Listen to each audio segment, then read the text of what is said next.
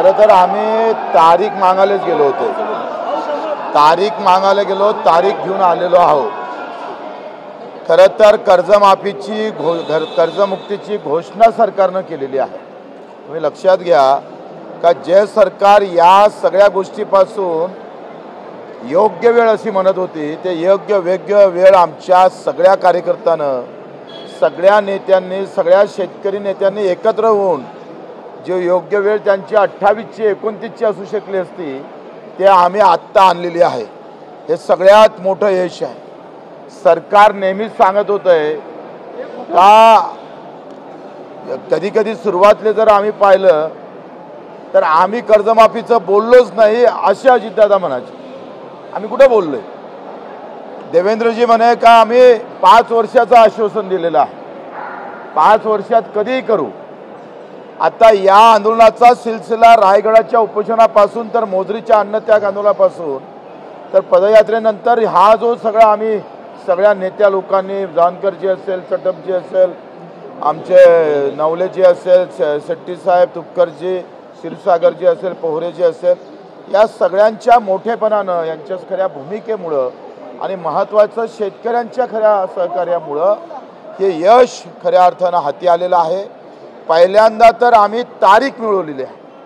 तारखेपासून जे सरकार पळत होतं ते सरकार तारखेवर आणून ठेवलं, हे सगळ्यात मोठं यश आहे. आता तारखेनंतरच्या अनेक गोष्टी त्याच्यात आहे, अनेक बारकावे आहे. आम्ही सरकारला असं सुस्त झोपू देणार नाही. आम्ही वाज ठेवणार. सरकारचं अभिनंदन करतोच आहे, आभार मानतोय. इतक्या आर्थिक बिकट अवस्थेमध्ये सुद्धा देवेंद्रजी असेल, एकनाथजी शिंदेने सुद्धा आम्हाला अगोदर आश्वासन दिलं होतं मुख्यमंत्री असताना, अजितदादा असेल, या सगळ्यांनी या कठीण परिस्थितीतून मार्ग काढला, त्याबद्दल त्यांचा आभारच आहे. परंतु हे सगळं करताना यामध्ये जर कटकारस्थान झालं तर आम्ही कोणालाही सोडणार नाही. आम्ही बैठक ही फसवणूक होती, सरकारनं फसवणूक केलेली आहे. काल तुमच्यासोबत एका व्यासपीठावर होते. जरांगे साहेबांनी म्हटलं, त्यांच्या दृष्टिकोनातून त्यांना तसं वाटत असेल, त्यांनी उपोषण सोडल्यावरही बाकीचे लोक अशाच प्रतिक्रिया देत होते. त्याच्यानं तो आपापलं स्वातंत्र्य मत असतं. मला असं वाटतं का त्यांनी कोणत्या भावनेतून म्हटलं, काय असं, आम्ही त्यांना समजून घेऊ.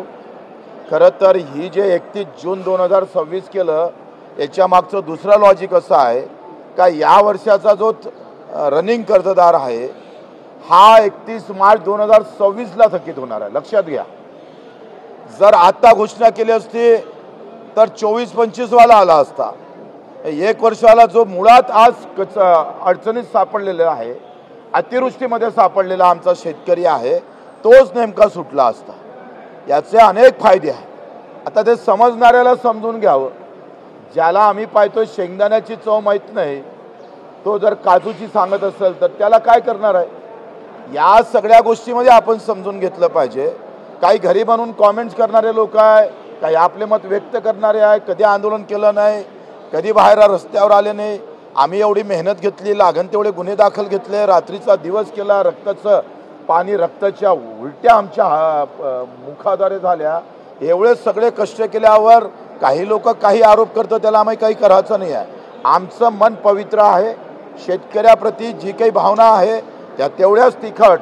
जर दगाफटका झाला तर बच्चू कडू फासावरही जायला तयार आहे. हम झुकने वाले नहीं, हम मर जाएंगे लेकिन झुकने वाले नहीं है. बच्चू, काल बैठक सुरू असताना नागपूरमध्ये तुमच्या सहित तुमच्या कार्यकर्त्यांवर 2000 कार्यकर्त्यांवर गुन्हे दाखल केले आहे. मला वाटते गुन्हे दाखल केले तर अटक करावं ना त्यांनी. आम्ही तयार आहोत.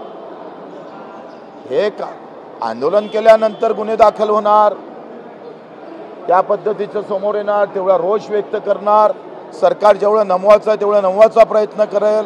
एका इकडे मॅनेज झाल्याच्या बातम्या होतोय, दुसऱ्या इकडे आम्हाला गुन्हे दाखल होतोय. हे कुठला प्रकार आहे? लक्षात घ्या, 2026 ही जर तारीख आमच्यासाठी 30 जून 2026 म्हणजे रनिंग कर्ज आता 31 मार्च 2026ला ते थकीत होईल आणि आताचा कर्जदार, आजच्या वर्षाचा कर्जदार थकीतमध्ये येईल आणि तो माफ होईल. ही सगळ्यात मोठी रणनीती आमच्या नेत्यानं खेळलेली आहे, आमच्या लोकांनी. आणि त्याचा फायदा अधिक जास्त शेतकऱ्याला होणार आहे. म्हणजे आंदोलन संपलं नाही, आंदोलन संपलं नाही. जेथपर्यंत कर्जाचा हप्ता पैसा बँकेत जात नाही तोपर्यंत आंदोलन संपणार नाही. थोड़ी जरी इकडे तिकडे नजर केली तर खबरदार, हम यहाँ खड़े हैं, हम अभी जिंदा है. याच नागपुरात शोले आंदोलन मी केलं होतं, तुम्हाला माहित आहे. 2007 ते 2008 आबावरती आलेले होते. त्याच नागपुरानं रायगडमध्ये सुरू झालेलं आंदोलन नागपूरच्या धर्तीवर आम्ही यशस्वी केलेलं आहे. आणि त्याच्यामुळं आता झालं ते तुला ऐकायला तुमच्यासोबत कराळे मास्तर पूर्ण दिवस आंदोलनात होते, ते आता घोषणा देत आहे बाहेर की सरकारने आम्हाला फसवलं. तुम्हाला असं वाटतं का? कराळे मास्तर आता घोषणा देत आहे. त्यांना का बरं अशा पद्धतीचं वाटते मला माहित नाही. ते मिटिंगला येणार होते, नेमकं ते मिटिंग त्यांची चुकली, त्याच्यानं ते नाराजगिराज नाही. ते एवढे लहान मनाचे लोक नाही आहे. मी त्यांना भेटतो, त्यांना समजून घेतोय. आता वामनराव चटपांचं आयुष्य शेतकरीमध्ये गेलं, जानकरांचं गेलं, तुमचे नवले साहेबाचं गेलं, राजू शेट्टीचं गेलं. म्हणजे एक मला समजत नाही, दुर्दैवी गोष्ट आहे. मी दिव्यांगाचं आंदोलन केलं तेव्हा अशा कुठल्याही आरोप बिरोप कुठल्याही होत नव्हते. फार प्रामाणिकतेने लोक आंदोलनकर्त्यावरच, म्हणजे लढणारा असतं का नाही, अरे तुझ्या छातीत गोडी नाही लागली रे, ते छातीत लागायला पाहिजे होती, पायात का लागली. हे असे काही लोक इतके विचित्र बुद्धीचे पैदा झालेले आहे, मला माहीत नाही. म्हणजे लढणाऱ्याच्या छातीत गोळी लागली तर त्याला बरं वाटतं, वा वा वा, अब लढाई आंदोलन अजून डाटा एंट्री ऑपरेटरचा विषय आहे, ग्रामपंचायत कर्मचाऱ्याचा आहे, दिव्यांगांचा. आता परवा एक GR निघणार आहे अंगणवाडी सेविकेच्या संदर्भात. दुसरा आमच्या मेंढपाळाचा विषय आहे. मच्छीमाराचा नाही झाला आहे, मच्छीमाराची चर्चा व्हायची आहे, मेंढपाळांची चर्चा झाली. आणि या सगळ्या विषयावर आता पुन्हा एक बैठक होणार आहे बाकीच्या विषयावर. ते पण बैठक या हप्त्यामध्ये होणार. कामगार नाही, शेतमजुरांचा विषय असा एकंदरीत आहे. मला वाटतं आपण मीडियाने खूप आम्हाला साथ दिली. आपण मानावं तेवढे आपले आभार कमीच आहे. सगळ्या मीडियाचं मी आभारही मानतो, आपल्याला धन्यवाद देतोय. आंदोलन काळामध्ये सर्वसामान्य नागरिकांना जो त्रास झाला त्याबद्दल तुम्ही त्यांची दिलगिरी व्यक्त करता. त्यांची माफी मागतोय. खरं तर सरकारनं पुढाकार घ्यायला पाहिजे होता, आंदोलन करायची वेळच येऊ द्यायला नाही पाहिजे होती. ही सरकारनं जबाबदारी हात वरते केली म्हणून ही अवस्था आली. किस तरीके से देख रहे पूरे आंदोलन को, मुख्यमंत्री से बातचीत हुई आपकी अभी क्या आंदोलन? देखो 2.5 घंटे बातचीत हुई, बहुत खड़ाजंगी हुई. तारीख देने को सरकार तैयार नहीं थी और तारीख नहीं मिलती तो हम बिल्कुल तैयार थे. हम पूरे ताकत से लड़ने को तैयार थे. तारीख मिल गई है. जो सरकार पहले हमने कर्ज माफी का बोला ही नहीं, ये बोलने वाली सरकार को तारीख खींच के लाया हमने और ताकत से लाया है. कर्ज माफी की घोषणा की है सरकार ने, ये सबसे बड़ी उपलब्धि है. अगर ना आंदोलन ना होता तो क्या ये नहीं होता. आज एक मिनिट यार,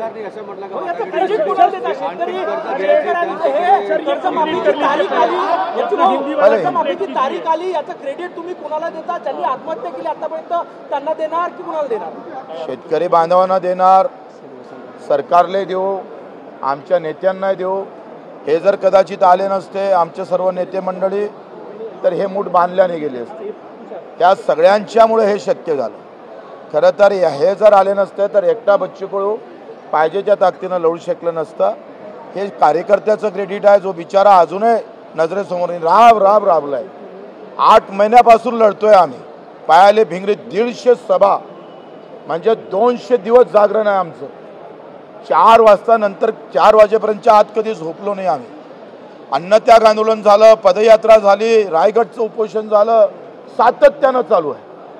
आणि एवढं सगळं करून सुद्धा काही लोक अशा प्रकारच्या टवळक्या करत असेल तर माफ करा.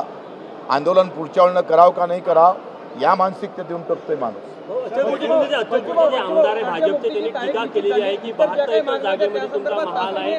हे मला वाटते तेरवीत लग्नाचं आमंत्रण देत नसते. त्याच्यानं हा विषय, आजचा विषय इतका चांगला आहे. पुन्हा एबीपी माझा नाव नको त्या विषयी तर काढण्यासारखं तुमचं अधिक नाव पहिलेच बदलाम आहे, आता ते कशाला बदलाम करतात? एबीपी माझा नेहमी बीजेपी माझाचाच प्रश्न आणतो.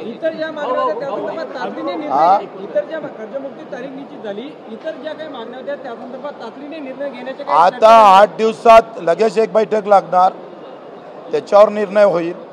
कसं आम्ही जिवंत आहे.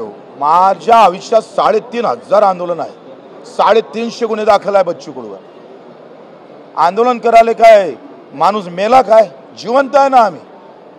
मला समजत नाही का तुम्ही आता काय थांबणार आहे काय, हे होणार आहे का, असं कसं काय? हम जिंदा आहे ना अभी.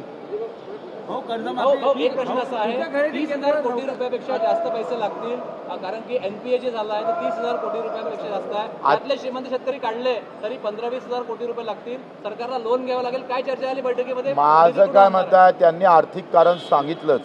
आर्थिक कमजोरी आहेच. म्हणजे वामनराव चटप साहेबांच्या भाषेत जर सांगितलं तर जर खाले पैसे नाही आहे सरकारकडे, हे त्यांचं नेहमीचं वाक्य असतं. त्याच्यानं अशा सगळ्या अवस्थेत हमारा जो दणका रहा है, आमच्या जे दणका राहिला कर्जमाफी करावंच लागेल. जर 30 जून 2026च्या आज जर कर्जमुक्ती जर झाली नाही, सरकारले सड़ो की पड़ो केल्याशिवाय राहणार नाही. जहाँ जहाँ खड़ी रहेंगे सरकार वाह वाह धोएंगे हम उसको. पैसे कुठून आणणार सरकार? ते आणा, ते काही करा, तुम्ही डाका मारा, काही करा. सरकारने असं म्हटलं की सध्याची परिस्थिती आणखी कर्ज घेऊ शकत नाही, त्यांची लिमिट संपली आहे. तुम्ही त्याचा विचार करू नका. तुम्ही सरकारच्या वतीनं बोलल्यासारखे बोलताय. सवाल हिंदी में बताया कि हा तुम्ही ते द्या.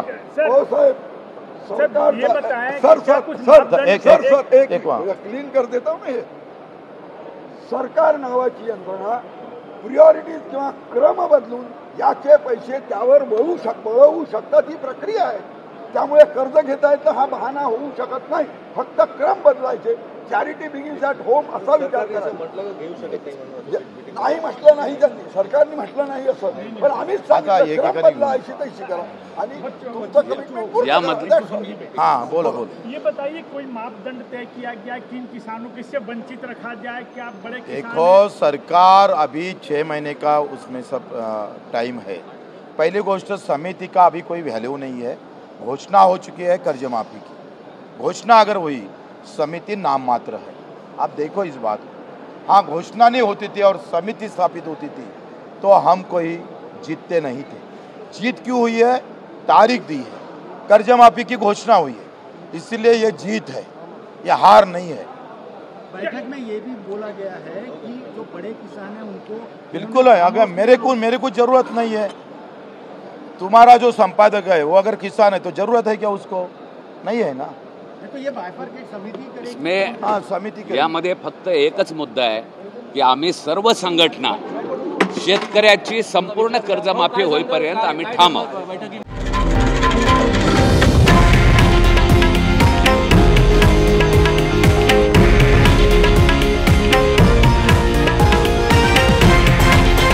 हे आहे देशातील नंबर 1 न्यूज नेटवर्क आणि आपण पाहत आहात TV9 मराठी, एकमेव.